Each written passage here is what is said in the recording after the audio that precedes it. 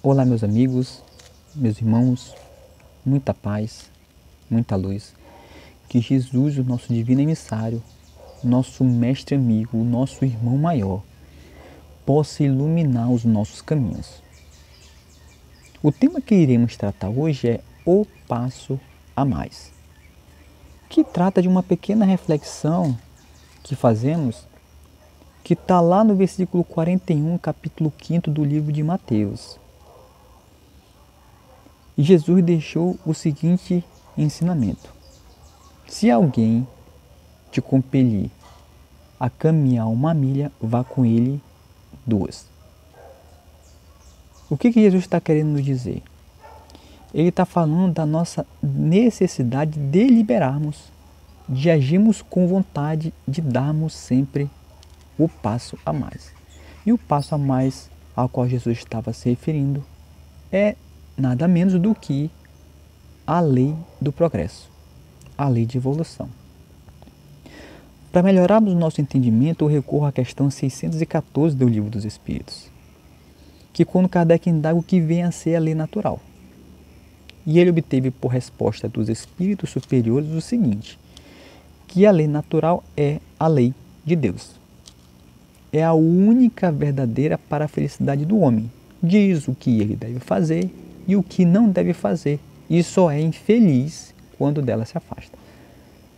O que os espíritos estão nos informando? Que as leis de Deus, as leis naturais, as leis do universo contribuem para a evolução do espírito. Contribui para a nossa evolução. Quando nós vamos ler o primeiro livro de Moisés, Gênesis, lá nos primeiros capítulos, nos primeiros versículos, que trata da criação divina, é comum, após o término de cada feito, está lá o texto: e Deus viu que era bom. O que isso tem a ver? Simples. Estamos percebendo o quê? Que existe, primeiro, um monitoramento divino na criação, mas existe também, como concludente, um selo de qualidade divino. Então Deus faz e ele observa e conclui o quê? O texto: e Deus viu que era bom. Então nós vemos o quê? Um monitoramento e um selo de qualidade divino. Então nesse controle, nesse monitoramento divino, estamos percebendo que, como estamos submetidos à lei de Deus, existe também uma preocupação de Deus para o progresso da humanidade. E aí você pergunta assim, como é que se dá esse progresso? É simples. Para nós entendermos, eu vou utilizar uma figura de linguagem, uma metáfora. Então vamos imaginar que nós somos um pássaro. Então o espírito imortal, ele é um pássaro. Um pássaro, se nós observarmos, precisa de quê? De 2 asas firmes para poder alçar voos longínquos, nos picos das montanhas. No sentido do espírito, uma asa simboliza o quê? O campo intelectual. E a outra asa, o campo moral. E nós precisamos entender isso, por quê? Porque muitas vezes nós vemos pessoas cometendo atrocidades em nossa sociedade e são pessoas com cabedal de conhecimento grande. E muitas vezes nós perguntamos, mas como pode um homem com tamanha inteligência fazer tanto mal? É simples. É uma alma que desenvolveu o campo intelectual, mas o campo moral é defasado. É bem simples. Então nós temos a inteligência e a moral para desenvolvermos. Mas você pergunta assim, mas o que significa moral? Me define moral. Eu também recorro a uma outra questão do Livro dos Espíritos, a questão 629, que era a dúvida de Kardec. Kardec então indagou, o que vem a ser moral? Que definição se pode dar da moral? Ele obteve por resposta que a moral é a regra do bem proceder. A regra do bem proceder. E está fundada sobre as leis de Deus. Fundada sobre a lei de Deus. Na definição do bem e do mal é bem claro. O que vem a ser o bem? O bem é tudo que está de acordo com as leis de Deus. E o mal? Tudo que lhe é contrário. É uma definição bem simples. O bem é tudo que está conforme a lei de Deus.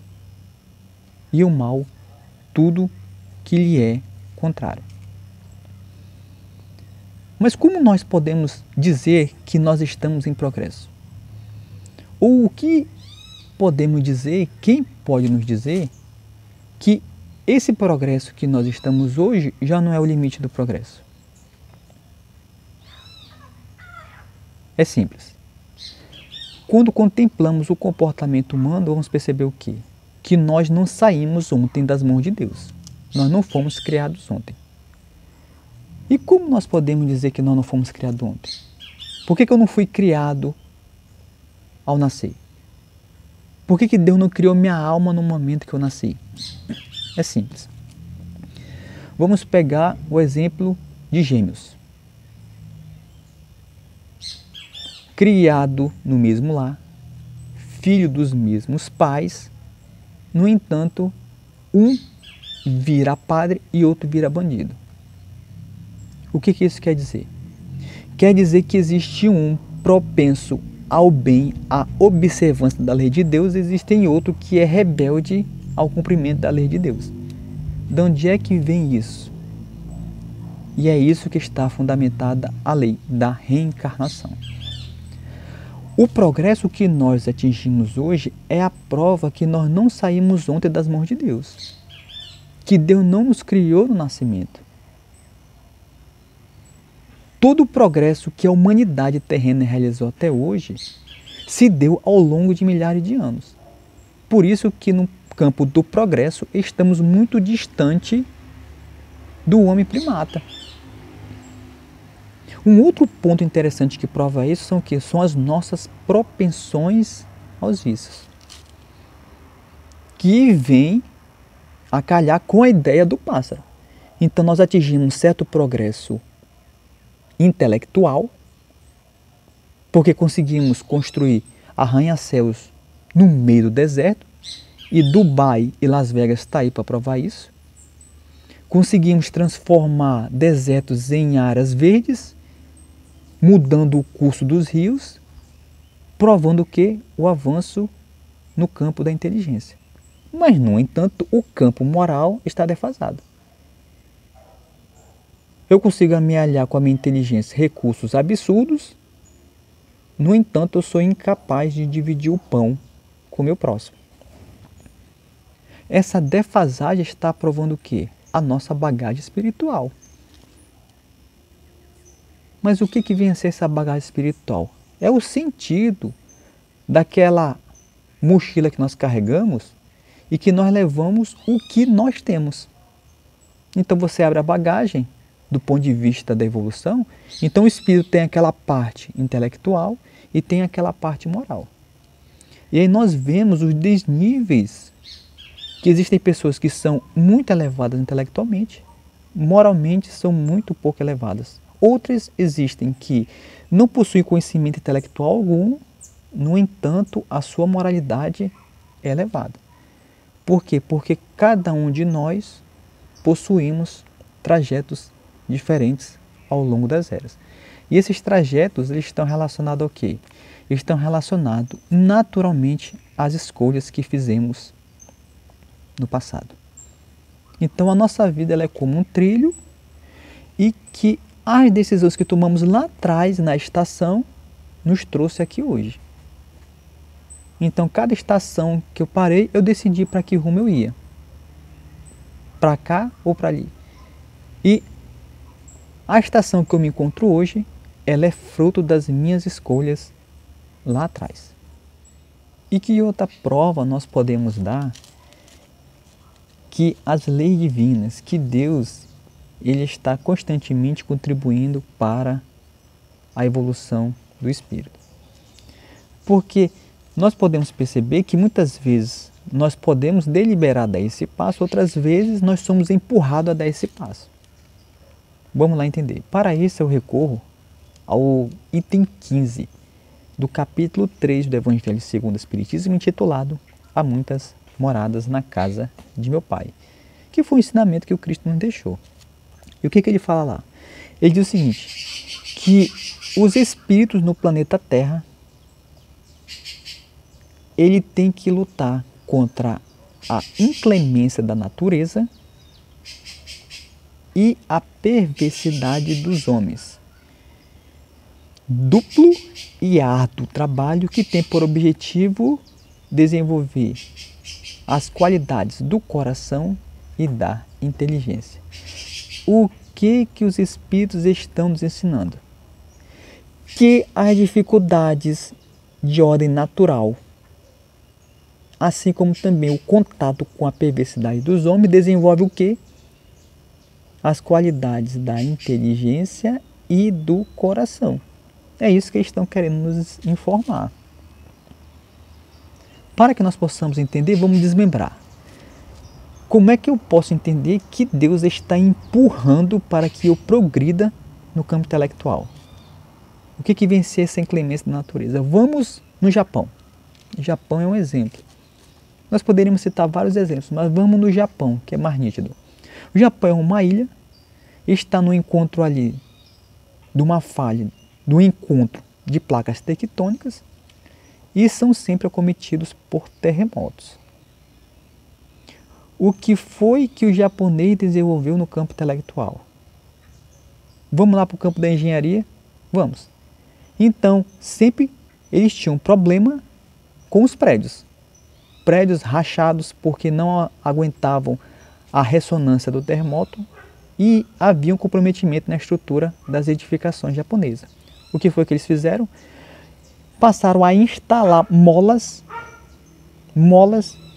na base do prédio, na coluna de sustentação, no solo. E o prédio, então, toda vez que tem um terremoto, ele age de acordo com a ressonância da magnitude dos terremotos. Isso é um exemplo. Mas será que se não tivesse terremoto, eles teriam criado esse campo da engenharia?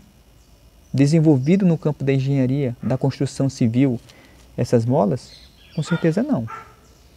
E quando eu falo, gente, do campo intelectual, do desenvolvimento, da inclemência da natureza, eu não estou falando de catástrofe somente. Eu estou falando de pequeninas coisas, porque a evolução ela tem níveis. Então, por exemplo, o homem da caverna, como foi que ele passou a cortar as coisas? Primeiramente com o osso. Então o osso ele percebeu que cortava. Depois ele passou a compreender que a pedra ela cortava melhor do que o osso e possuía maior resistência. Tanto é que ele passou a colocar o quê?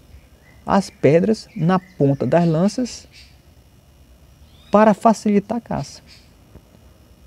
Que passou a compreender quando ele se revestia da pele de animal, ele se protegia do frio. Que quando ele pegava a pele de animal e envolvia os pés, facilitava-lhe a locomoção. Então são níveis do campo da inteligência que ao longo da história a humanidade alcançou. E onde é que nós podemos citar um grande exemplo? O que estamos vivenciando hoje. Então hoje o que nós vemos? Não é uma correria no campo da medicina? Então imagine o progresso que nós estamos alcançando agora no campo da medicina, no campo da compreensão do genoma, da genética humana, com o que o Covid está nos oferecendo. Então nós vimos a correria mundial para que todos cheguem a um resultado positivo no campo do conhecimento, do genoma, do vírus do Covid. Assim como também há décadas estão estudando o processo da cura da AIDS e assim como todas as doenças que foram erradicadas em virtude do quê? Da necessidade em que a lei de Deus ela empurrou o espírito. Ela obriga-nos de vez em quando a dar esse passo a mais. E no campo moral? Que exemplo podemos dar no campo moral? Já que para desenvolver as potencialidades do coração, nós devemos estar em contato com a perversidade, em contato com o mal. Não foi isso que Jesus nos deixou? Ele falou que o mal há de vir. Por que o mal há de vir? Porque o mal é uma necessidade da evolução. O mal há de vir. Mas Jesus, claro, deixou nítido, mas ai daquele por quem vier o mal. Para complementar esse ensino, eu recorro também ao Evangelho segundo o Espiritismo, no capítulo 9, item 7. E ele começa a falar o que? Da caridade. E ele diz o seguinte: o processo de dar esmola é a menor das caridades. É a menor. Lembrando da passagem em que Jesus levou os discípulos para um templo, pediu para que observassem a cena, e então chegou um homem com um saco de dinheiro, despejou no gasofilácio, e posteriormente chegou uma senhora, uma viúva, na sua simplicidade, na sua humildade, que tinha apenas 3 moedas e ali despejou. E Jesus então perguntou aos discípulos: quem de vocês acha que deu mais? Bem, a resposta, na inocência dos discípulos, foi o que? Foi o homem, claro. Quem deixou mais? Foi o homem que deixou um saco de dinheiro, a mulher deixou só 3. E Jesus disse o quê? Julgaste errado. Porque aquele homem deu o que lhe sobrava. A mulher deu o que lhe necessitava, ou o que lhe faltava. Então os Espíritos, relembrando os ensinos do Cristo, falam que a caridade de dar bem material é a menor das caridades, é a mais fácil das caridades. Claro que tem sua importância, não podemos esquecer isso. Mas é a parte mais fácil. Aí eles acrescentam: mas existe uma mais penosa, portanto mais meritória, que é, abre aspas, perdoar aqueles que Deus colocou no nosso caminho para servir de instrumento do nosso sofrer e colocar nossa paciência à prova. Fecha aspas. Olha essa caridade. Então vamos analisar. É perdoar. Por que perdoar? Porque o perdoar no sentido é o que? Perdoar, perdonar e doar-se. Então o perdoar é nós doarmos a nós mesmos. É doar a si mesmo. Esse é o sentido do perdoar. É eu sair de mim, eliminar o meu egoísmo, o meu ego, a minha vaidade, o meu orgulho, para compreender as imperfeições do próximo. Isso é perdoar. Muitas pessoas falam, perdoar é esquecer. Não, perdoar não é esquecer. Perdoar é eu compreender que o próximo, ele é um espírito em evolução. Mas para isso eu tenho que abrir mão da minha vaidade, do meu orgulho, do meu ego. Então o texto fala o quê? Perdoar aqueles que Deus colocou em nosso caminho. Olha aí o monitoramento. Olha aí o monitoramento divino. Aqueles que Deus colocou em nosso caminho para servir de instrumento do nosso sofrer e colocar a nossa paciência à prova. É simples. Quando nós pedimos o seguinte: Deus, me dá paciência. Será que Deus vai chegar, vai jogar um pozinho em mim? Um pozinho de paciência? Não. Deus vai me dar o quê? Circunstâncias, situações, momentos para que eu prove o meu grau de paciência. Por quê? Porque a vida, no processo de monitoramento divino, a vida, onde estão as leis de Deus, pela vontade de Deus, eles estão constantemente aferindo nossos valores. Então ele me coloca numa situação e coloca assim: vamos aferir os valores do Emerson. E como é que é aferido os meus valores? Me colocando em certas circunstâncias. E aí eu estou sempre sendo analisado no campo intelectual e no campo moral. É um desastre ou é uma situação no convívio com os homens que são imperfeitos, para que eu possa ser aferido os meus valores. Mas não é para Deus saber, porque Deus já sabe. É para que nós voltemos para nós e percebamos, nesse ou naquele campo, estou precisando melhorar. Mas as leis divinas, ela faz com que eu esteja em contato com o mal somente dos outros para melhorar, desenvolver as qualidades do coração? Não. Ela também nos faculta colocar naquele mal que muitas vezes nós mesmos criamos. Para quê? Para que nós tenhamos consciência do mal que há em nós. Então eu vou dar um exemplo muito simples. Paulo de Tarso. Então Paulo de Tarso, ele havia recebido uma orientação de Pedro, porque Paulo estava divulgando o evangelho, fundando igrejas pelo mundo afora, e ele recebeu uma notícia de Pedro que ele deveria voltar para Jerusalém para conversar com os doutores da lei, porque eles estavam numa perseguição muito inclemente relacionado ao discípulo do Cristo. E aí ele teve que voltar. Na noite em que ele voltou a Jerusalém, ele conversa com Tiago, o filho de Alfeu. Então Tiago conversa com ele e orienta o quê? Ele dá a seguinte notícia, que aquele processo que Paulo, quando era Saulo de Tarso, o rabino do Sinédrio, que havia criado um documento como forma de perseguir e punir todos os seguidores do Cristo, ele havia sido reativado. Duas pessoas do Sinédrio haviam reativado aquele processo que há 20 anos, naquela circunstância, claro, há 20 anos atrás, ele havia criado, havia sido reativado. E o que aconteceu? Quando ele volta a Jerusalém, ele é pego, ele é capturado e ele passa por tudo aquilo que fez Gesiel, o Estevão, passar. Foi rasgado as suas vestimentas, recebeu chibatada, bastonada, foi arrastado pela via. E só aí então ele percebeu, o mal que ele havia feito a Gesiel e todas aquelas pessoas. O que é isso? É Deus colocando o Espírito naquele mal que ele criou, para que ele tenha consciência do que vem a ser a gravidade do erro. Quando nós falamos em reencarnação, fica até mais simples.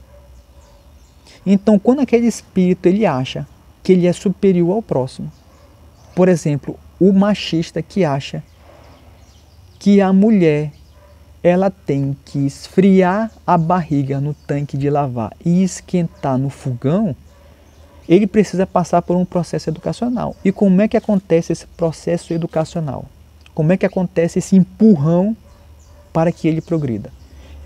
No processo reencarnatório, ele então passa a reencarnar no corpo feminino. E aí não só isso, ele reencarna não só no corpo feminino, como ele é colocado numa sociedade altamente machista, e aí ele vai sofrer a repercussão de todas aquelas ideias que ele acreditava. Então ele vai perceber que como é ruim ser considerado inferior, como é ruim ser humilhado, como é ruim não ser valorizado, não ser respeitado. Tudo isso ele vai aprender onde? Na carne. Existe uma outra história muito interessante, e quem nos conta é o nosso grandioso palestrante Raul Teixeira. Então, Raul Teixeira ele narra-nos uma história muito interessante, que um dia ele estava dando uma palestra em algum lugar, deu almoço, estava levando ele para o restaurante, e então ele se depara com uma pessoa que estava catando comida do lixo e comendo. E aquilo ali choca qualquer um. A sensibilidade do espírito se choca quando vê uma cena dessa.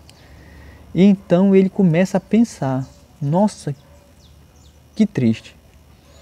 E aí ele começa a refletir sobre isso e materializa-se o seu mentor espiritual, o Camilo. Então o Camilo fala para ele, fala assim, muito bonito, né, seu Raul? E então o Raul debate, mas como, irmão? Eu estou indo comendo o bom e do melhor, eu estou vendo o meu próximo catando comida do lixo. E Camilo então chama a atenção dele. Como você é injusto com Deus, né, Raul? E pediu para que ele observasse a placa. Você observou a placa que estava naquele muro? Aí Raul fala assim, mas o que tem a ver a placa com o fato dele passar fome? Aí Camilo explica, é simples. Aquela placa leva o nome do governador que foi nada menos do que esse mendigo que hoje está aí. Um governador que abusou do poder, que deveria ter eliminado a miséria da sociedade e não fez.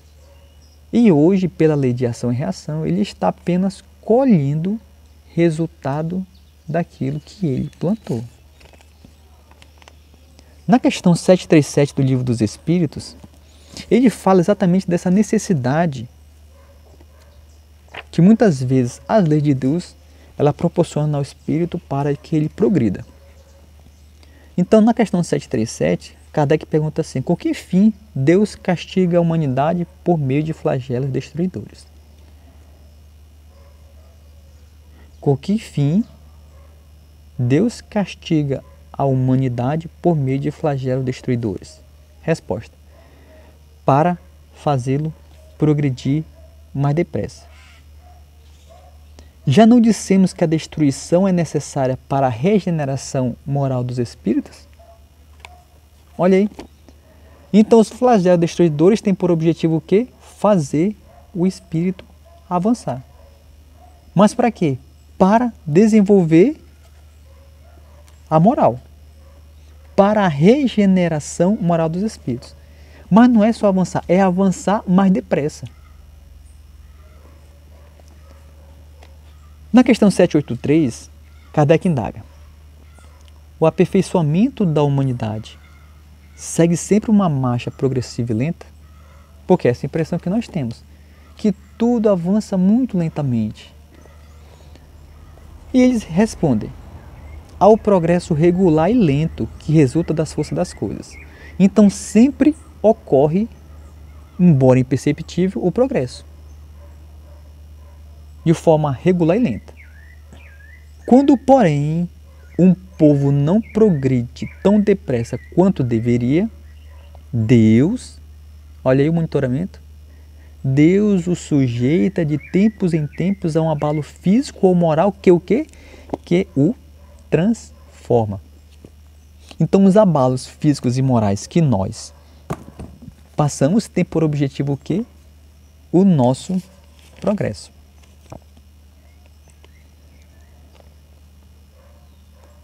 Quando Jesus ele veio à Terra, ele estava mandando uma mensagem divina. Uma mensagem de socorro. Então, se existe uma prova de que Deus está monitorando, que Deus está controlando as nossas vidas, é a vinda do Messias. Então, no livro de Mateus, lá no capítulo 9, versículo 36, Mateus narra o seguinte: e Jesus, contemplando a turba, se compadeceu delas, porque elas estavam como ovelhas, desgarradas e maltratadas, como ovelhas que não têm pastor. Então essa é a visão do diretor espiritual do planeta Terra. Quando ele contempla o habitante do planeta Terra nessa circunstância. Desgarradas e maltratadas. Então Jesus, ele é uma prova da misericórdia divina para todos nós. É por isso que Jesus, ele é o pão da vida. Ele é aquela fonte de água eterna. Ele é o caminho, ele é a verdade, ele é a vida. Ele é o nosso guia e modelo, como assevera a questão 625 do Livro dos Espíritos. Jesus, então, ele não veio somente mostrar o caminho que nos leva a Deus, mas ele também veio nos mostrar como dar o passo a mais. E esse passo a mais, muitas vezes, ele faz com que tenhamos a necessidade de voltar para nós mesmos, porque o pior doente é aquele que não sabe que é doente. Um exemplo disso é o jovem rico. O que aconteceu com o jovem rico? O jovem rico então chega para Jesus e fala: o que, mestre, o que é preciso para eu herdar a vida eterna? O que é necessário para eu ganhar o reino de Deus? E Jesus relembra-lhe os 10 mandamentos. E aí ele esnobe, fala o que para Jesus? Ah, mestre, isso aí eu sigo desde a minha infância.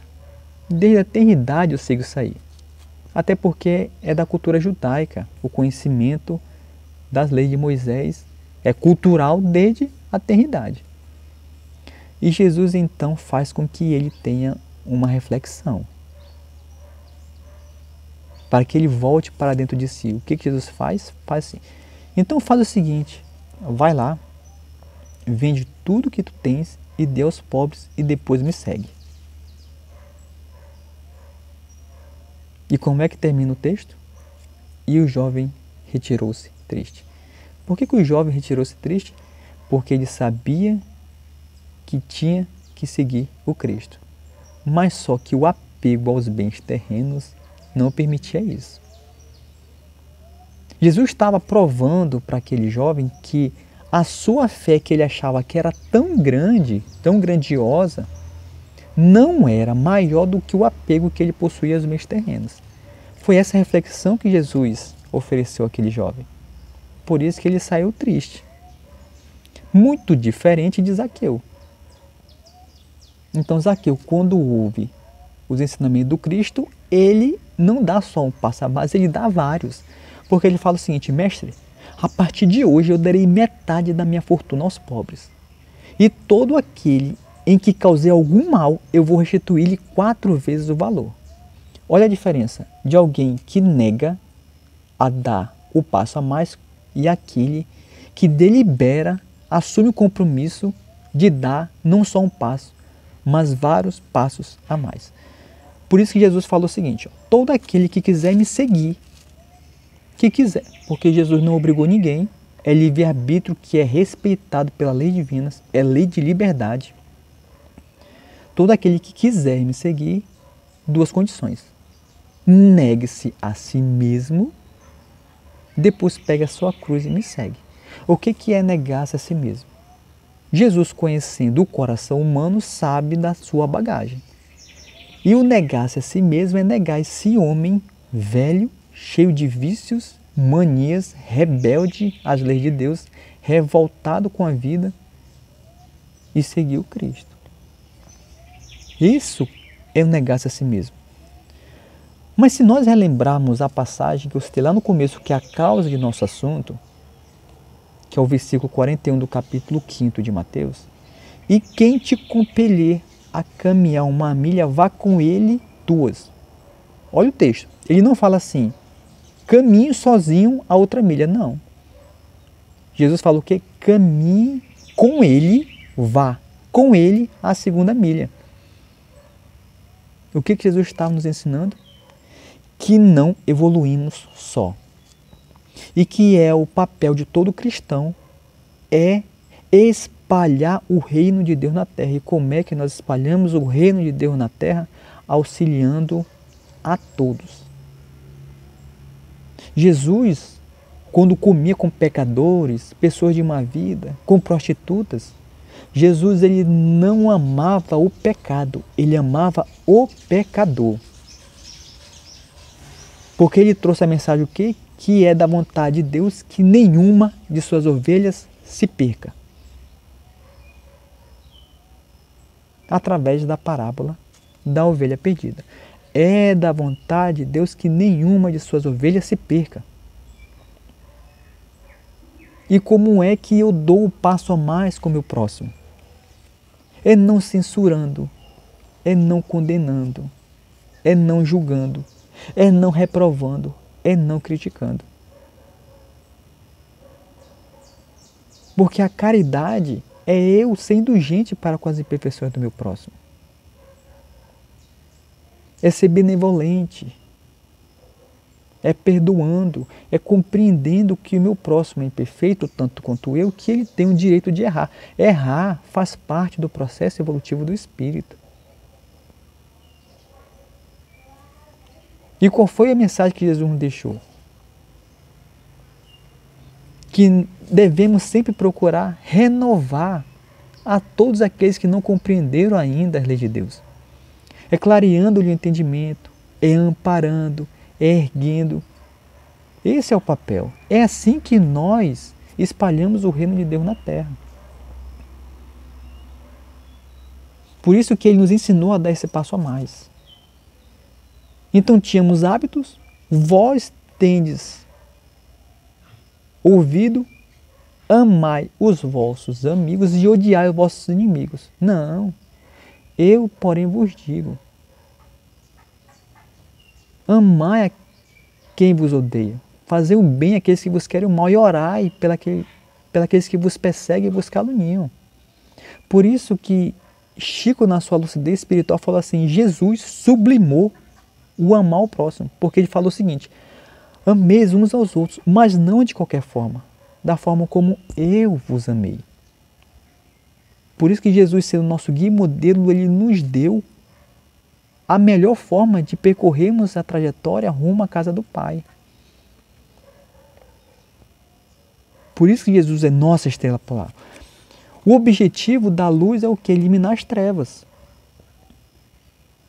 O objetivo da moral é educar o viciado.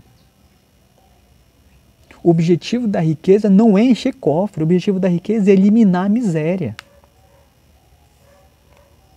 O objetivo da inteligência é eliminar a ignorância.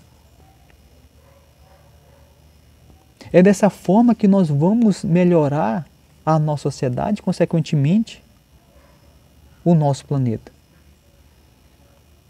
E o progresso, ele é inerente a todos.